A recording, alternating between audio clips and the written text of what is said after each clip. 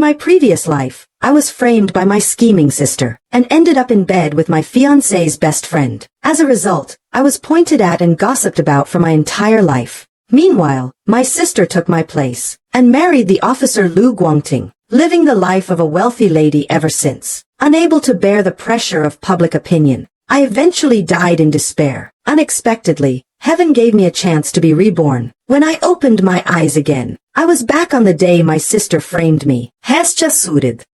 I will give you an explanation. Suing knew that if she didn't clarify the situation now, with his dramatic personality, he would definitely turn himself in. It's not your fault. This is the real culprit. Not long after the end of her previous life, Su Cheng brought friends, using the excuse of looking for him. Toquete swinging de Xiejing de act. They were found in disheveled clothing. Xiejing, however, took all the blame, claiming he had forced himself on her. At that time, Suing didn't know about the existence of the aphrodisiac incense. She thought Xiejing was genuinely confessing to the crime, and hated him to the core. Xiejing, Hero, became a despised rapist, sentenced to life imprisonment for betrayal. Let's get out of here fast. But the door is locked. Su Cheng was afraid we wouldn't succeed. There's a secret passage here. Follow me.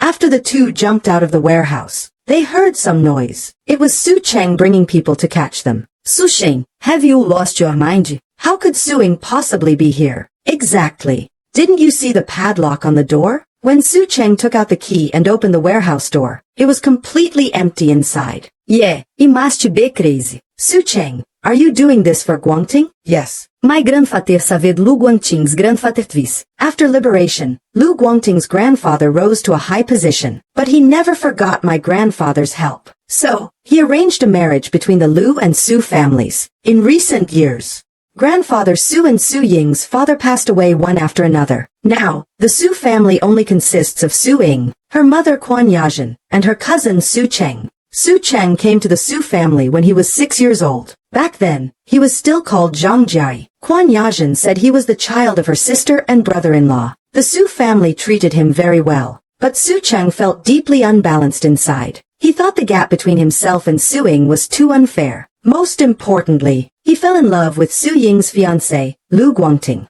That's why he staged this whole scheme today. In the previous life, he succeeded, of course. It wasn't until more than a decade later that Su Ying learned. Su Cheng wasn't her cousin at all, but the child of her mother, Quan Yazhen, born out of wedlock. After his birth, he was entrusted to her sister. Her sister and brother-in-law took care of him. When she married into this family, her sister and brother-in-law both passed away, so she openly brought Su Cheng back. If you're willing, let's get married. In the previous life, he was also a victim, and he took all the blame to protect me.